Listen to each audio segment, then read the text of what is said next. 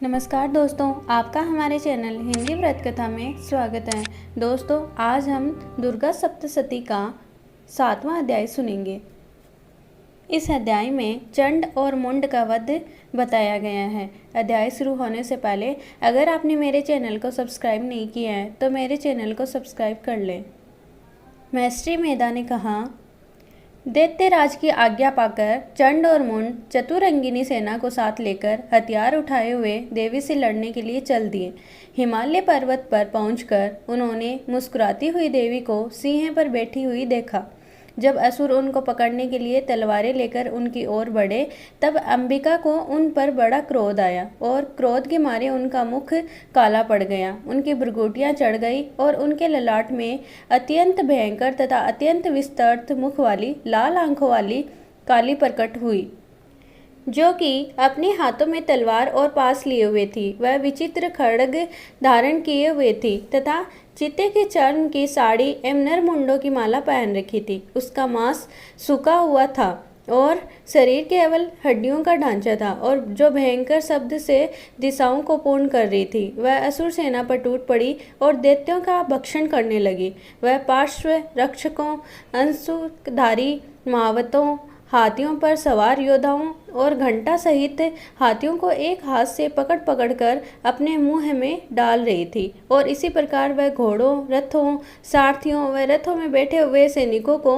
मुंह में डालकर भयानक रूप से चबा रही थी। किसी के केस पकड़कर तो किसी को पैरों से चबाकर, किसी दैत्य को छाती से मसलकर मार रही थी। वह दैत्य के छोड़े हुए बड़े बड़े अस्त्र शस्त्रों को मुंह में पकड़कर और क्रोध में भरकर उनको दांतों में पीस रही थी। उसने कई बड़े बड़े असुर भक्षण कर डाले, कितनों को रौंद डाला और कितनी उसकी मार के आगे भाग गए। कितनों को उसने तलवार से मार डाला, कितनों को अपने दांतों से समाप्त कर दिया और इस प्रकार से देवी ने क्षण भर में संपूर्ण दैत्य सेना को नष्ट कर दिया।